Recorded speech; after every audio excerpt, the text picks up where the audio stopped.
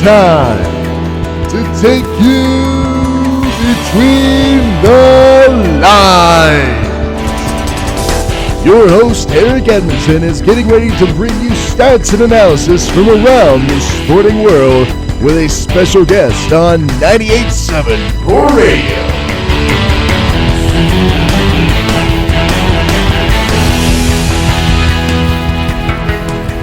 Hello, everybody, and welcome into Between the Lines on 98.7 Roar Radio, WPCZ LP FM at the top of the hour. I'm your host, Eric Edmondson. Welcome into this new show on the radio station where we look at the stats and everything that happens between the lines that make this game great. No more of the personal attacks. No more worrying about what this player ate before this game. Oh, were they at the club last night? We're not worried about that. This is real sports talk. We're getting down to what happens on the field.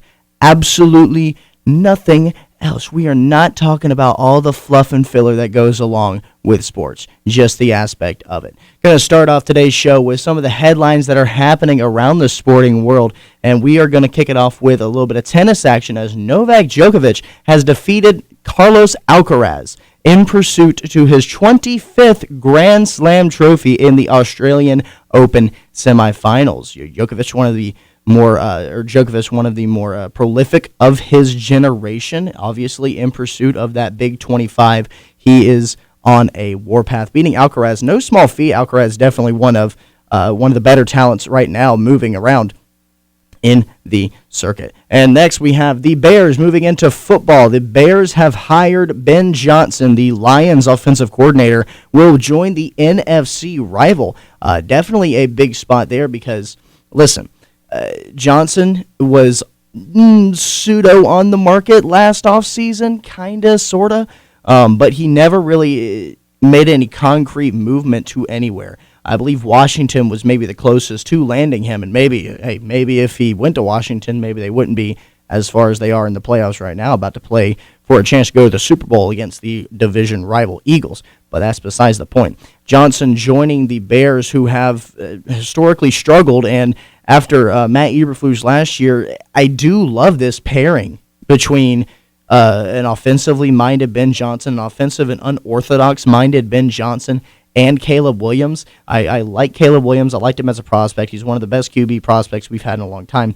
And I really hope that Ben Johnson can not resurrect his career, because that guy's career just started. You can't say that it died, right? But certainly in Chicago, QBs go there and nothing works out. Hopefully a change in leadership, a change in the regime, I think it was needed, and hopefully that will lead to a prosperous career and a prosperous Bears team for Caleb Williams as well as Ben Johnson. Moving into the MLB briefly, we're talking about the Hall of Fame class. Oh my goodness. Every single year we have a huge Hall of Fame discourse, and man, does it get exhausting. But we do have some very likely and one automatic first ballot Hall of Famer on this year's ballot. Talking about Ichiro Suzuki. Obviously, Ichiro, one of the greatest of his generation, brought kind of...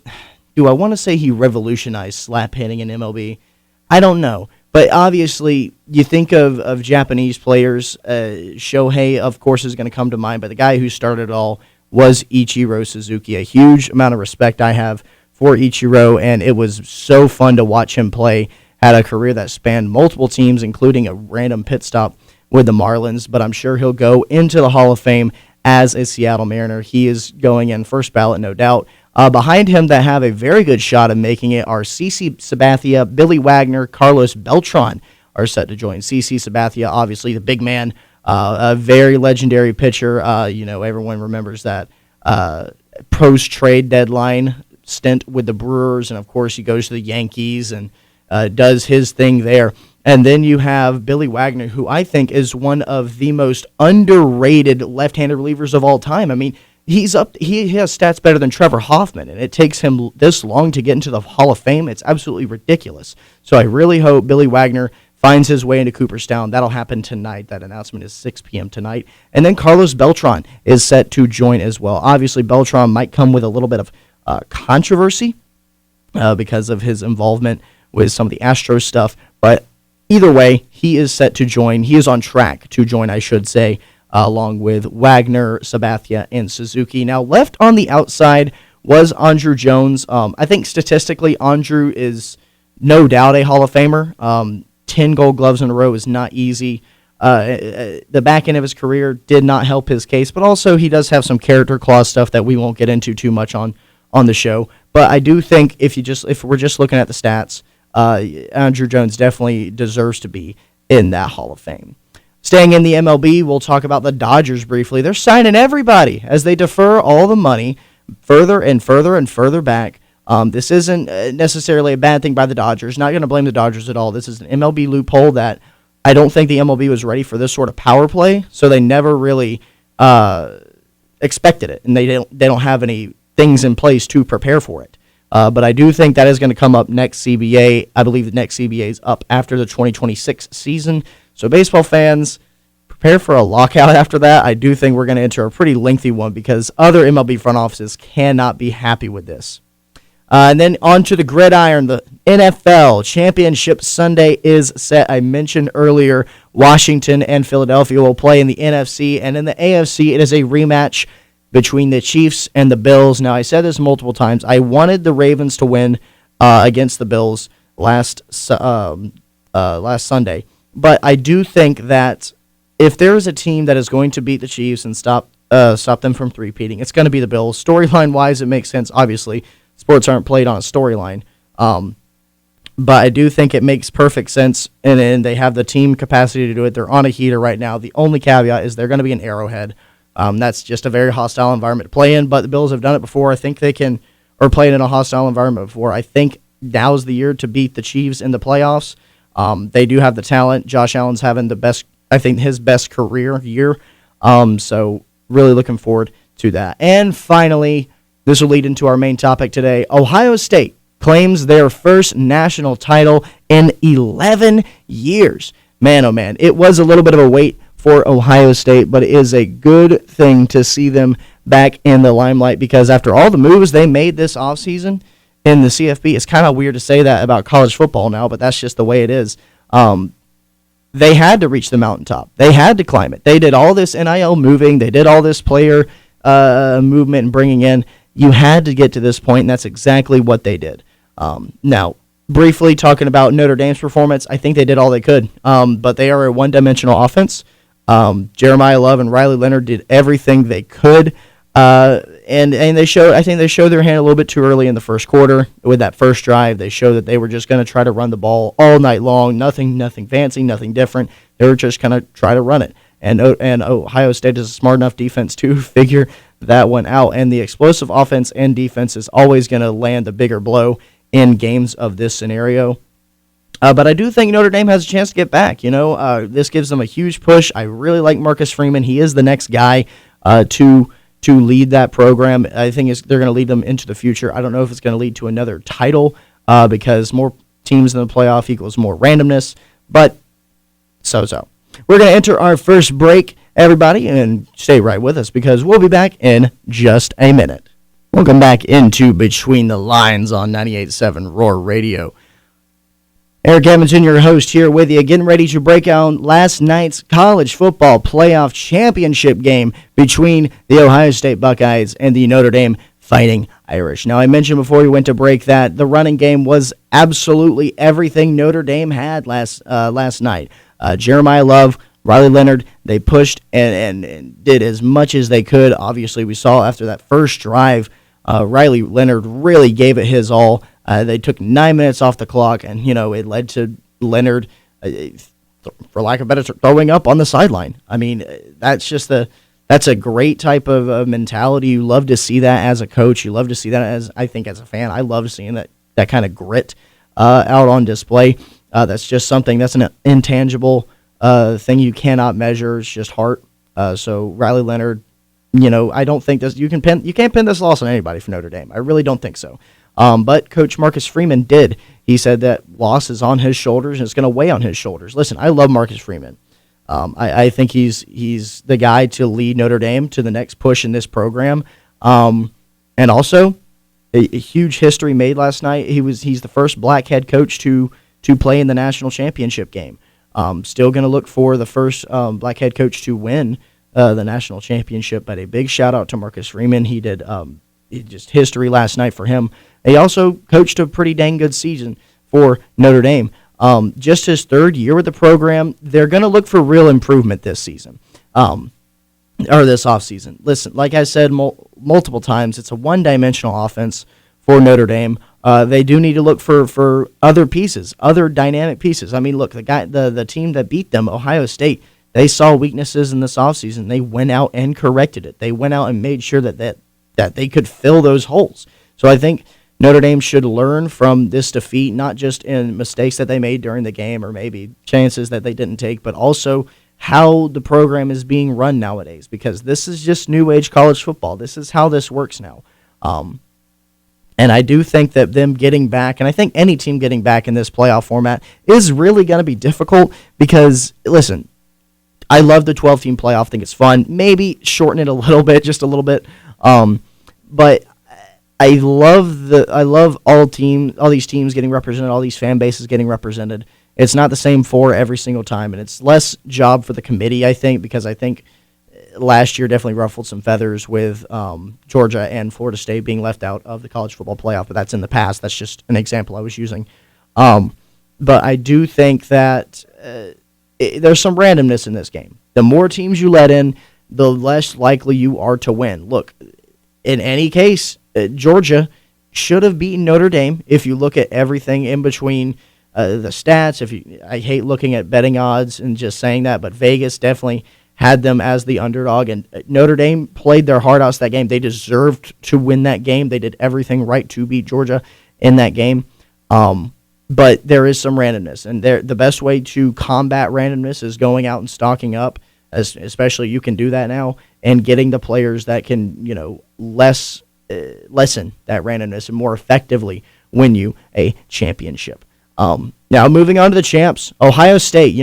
I hate to, toot my own horn, or maybe I do, that I called this back in August. I thought Ohio State was going to be the team to raise that trophy. Now, granted, I thought that Georgia was going to be able to get there, which I did not count on Carson Beck having one of the worst years of his career. And also, did he tear his UCL? He hurt his elbow, something to do with his UCL in one of the games. And I did not count on that, and that's just the randomness in sports that ensues. But I did think that Ohio State was going to eventually, slay the beast, conquer the demons. Ryan Day overcoming a lot of the demons. Ryan Day has one of the better winning percentages of college coaches, but he doesn't win that big game. He's been criticized for that multiple times. I think his job was really on the line in this game. He coached like it. There were some decisions that I might not agree with from Ryan Day, but that's just the style that he coaches with. But he did everything possible to put his team in a position that they could win. He did everything possible that he could. Coaches don't play, right? And you can't effectively change the game too much out there. You just got to put the right guys in the right position. I think Ryan Day did exactly that, and he's champion now. No one can say that he can't win the big game anymore. He definitely did. Winning a national championship in quite possibly the toughest era to play college football. Obviously, the path to the title for Ohio State was dramatic. They beat number 7 Tennessee, SEC squad. You know how much people will rate the SEC and sometimes overrate the SEC, but they beat number 7 Tennessee. Then they beat number 1 Oregon after losing to them in the regular season. That was huge. And they didn't just beat Oregon. They ran them over. They beat them to a pulp, and they made a statement, a huge statement. The offense, I think, really started clicking in that game. Because against Tennessee, you can say that there were some obvious holes in Tennessee's game that favored Ohio State. But against Oregon should not have played like that. They should not have played like that. And them being able to defeat the Ducks in that fashion was incredible. And then you beat number 3 Texas, another SEC squad, and one that was just ranked lower than you in the regular season, just below you. They were on par with you. And it was a fantastic job by the defense to really secure that, because that was a defensive win for Ohio State. You have to credit a lot of Ohio State's offense, but you also just have to remember the defense. Caleb Downs, Jack Sawyer, Cody Simon, all these guys did an incredible job to help Ohio State push forward because, good defense is really like the 3/4 to a championship, maybe. I don't know. But I really do feel like the defense carried Ohio State, especially throughout the year. Of course, you had the star standout players, Jeremiah Smith with a game winner, really, although it wasn't for a touchdown. Jeremiah Smith's reception last night really closed out that game and just kind of put at ease to the rally that the Irish were on at the moment. So huge credit to him. Kenshin Judkins, fantastic job. He had so much yardage in the regular season that it was great to see. We're going to take another break, and then we bring it back. We're going to have August Goddard, freshman here at Piedmont University, on to talk about his thoughts of the college football playoff. Keep it right here on 98.7 Roar Radio. Welcome back into Between the Lines on 98.7 Roar Radio. And with me right now is our special guest this week, Mr. August Goddard, who is a freshman here at Piedmont University. Freshman in sports communications and mass comm, or just one? I am majoring in both, yeah. Majoring in both, double major, good man. But again, he's freshman here at Piedmont, and bringing him on the show so early because this man, and I mean this with full love and a full compliment, he is a freak when it comes to college football knowledge. It's insane, absolutely crazy. He'll tell me about a guy who's, played for Georgia in the national championship game back in 1955, who, threw for 3 touchdowns and ran for 500 yards. Something silly like that. Yeah, I'm a big Charlie Trippy guy, so to all my Dogs fans out there, we love Charlie Trippy. Absolutely. So, obviously, college football, big theme on the show, and big theme lately because we just had the conclusion of the inaugural 12-team playoff season with Ohio State beating Notre Dame. Watching that game, I think we both I think it was kind of on paper about what was exactly going to happen in that game, and it played out exactly so. Yeah, I was talking to some of my friends before the game, and I said my prediction would be it would either be an Ohio State blowout, game's over by halftime, or it'd be like a close fought Notre Dame win. Sorry about that. And it kind of went the way I expected with Ohio State blowing them out. They did make it a game a little bit at the end, but I think that was all for show and tell. I'd never really thought Notre Dame was going to win the game.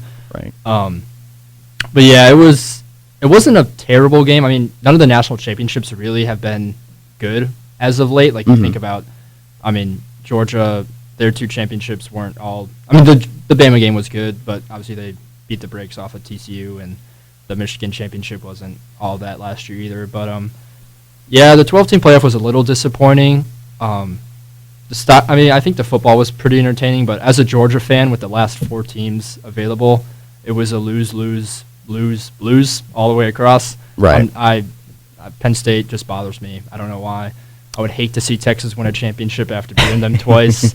Notre Dame with that, just join a conference. Like, you're in a conference in every other sport. Just like join one. I don't get it. And obviously, Ohio State fans just love to complain. But I think the 12-team playoff has potential. So I'm excited for next year. I really want the committee to actually sit down and look at, because while Alabama lost 3 games, and I don't think they should have been in the playoff, because they had to beat Oklahoma as well as Vandy, which they didn't beat. So 2 rough teams you should have had. But I think that the committee definitely does need to look at the power that is in there, because Penn State didn't play anybody. Indiana didn't play anybody.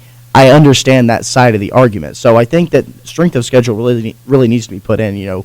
Colleges schedule these years in advance.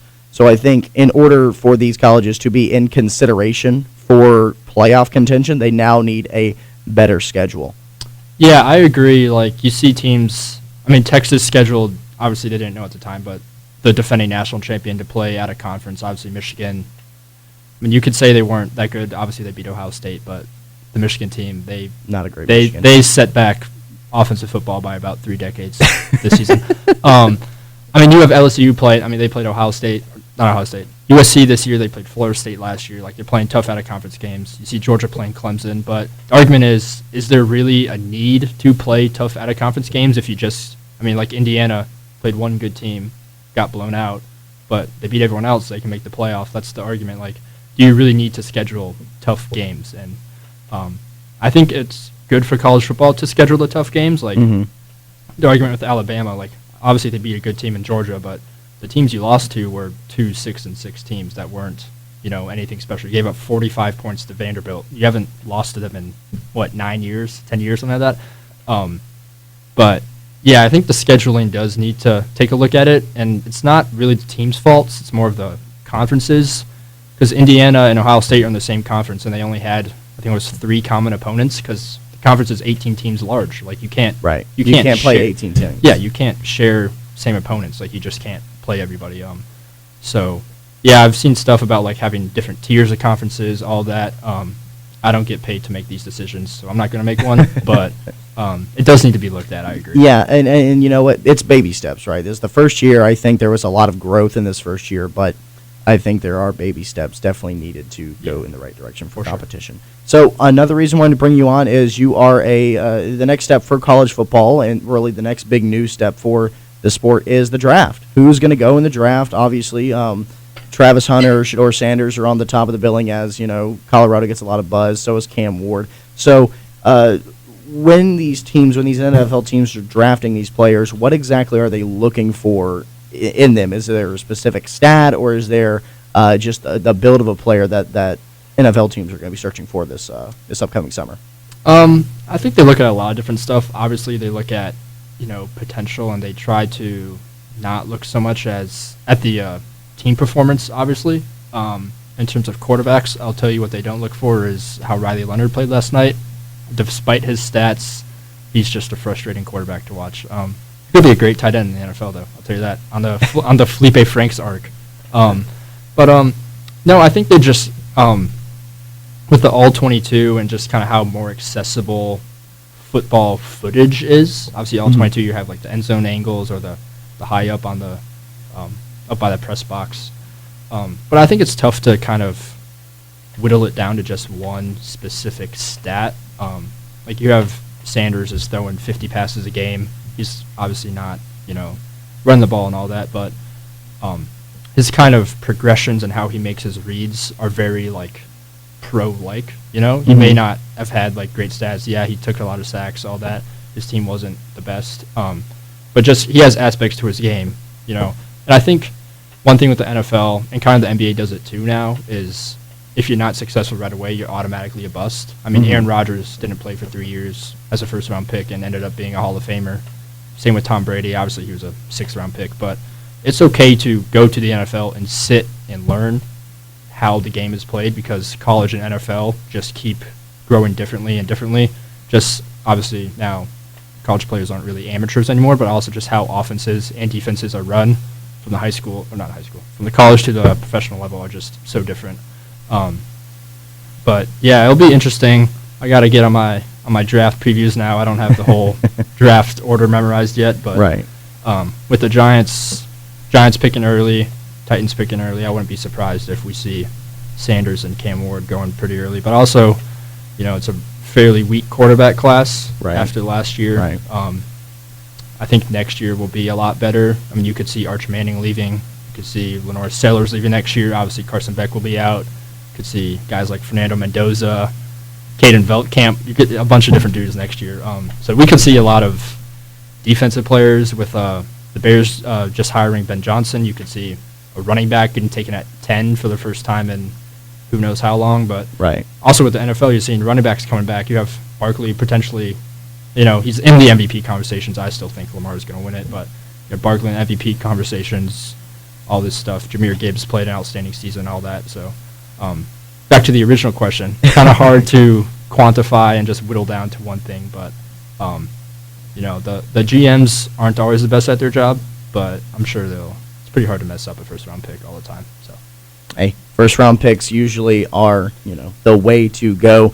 So, August, thank you very much and sharing some insight on college football, the game, as well as where we are and, what they're looking for in the upcoming draft. Thank you very much for joining. Thank you for having me. All right. We are going to throw it to a quick break here, and we'll be back with the ending of our show. Make sure you keep it right here on 98.7 Roar Radio, the student voice of Piedmont University. Welcome back into Between the Lines. Your host, Eric Evanson, here with you. Getting ready to wrap this one up, and we're going to do it with some games to watch. Obviously, the NBA is in full force right now, so go take a look at that one. I'll be definitely watching some Thunder this week. Love watching the Oklahoma City Thunder. But right now, I want to take this time to talk about Championship Sunday. Ooh, boy, it's here. The Eagles and the Commanders and the Bills and the Chiefs. Real heavyweights here. Apart from the Commanders, of course, the underdogs. Not expected to even go to the playoffs this year. But, they showed up really well, and I like them. They're a very fun team. That's going to be a very fun game between two divisional foes. And, of course, the heavyweight bout between Mahomes and Allen is going to be scheduled for 6:30 on Sunday in Arrowhead. So, I mean, that's the matchup everybody wants. Obviously, everyone wants the Chiefs to go down, but, listen, Chiefs are still a good team. They might not have played like it a lot this regular season, might have lucked into a couple of wins, but, luck happens, things happen, sports happen. But I do think that this is going to be pure competition. Both these squads are going to be tuned up and ready to go. This is the most important game for their season, obviously, to this point. I know that's kind of like an obvious thing, is the conference championship, but I'm really excited for this one. So again, getting ready to close this one out. So thank you all for tuning in to the first episode of Between the Lines. We'll be back at it again next Tuesday at 12 p.m. with another great guest where we are going to be talking about Championship Sunday. We will have our Super Bowl attendees. We will have our Super Bowl people. We will have our Super Bowl squads. Can't think of the word right now. But we will have them next time up on 98.7 Roar Radio next Tuesday at 12 p.m. So make sure you tell a friend, tell a family member, tell a friend of me that we'll be back at Tuesday, 12 p.m. next week. We will see you. Thanks for tuning in this week on Between the Lines. Tune in next week for another great guest and another great show. Check out the show on Instagram and YouTube at EOTC Between the Lines. Until next time, everyone, stay safe, make good decisions, watch sports, and as always, have a good one.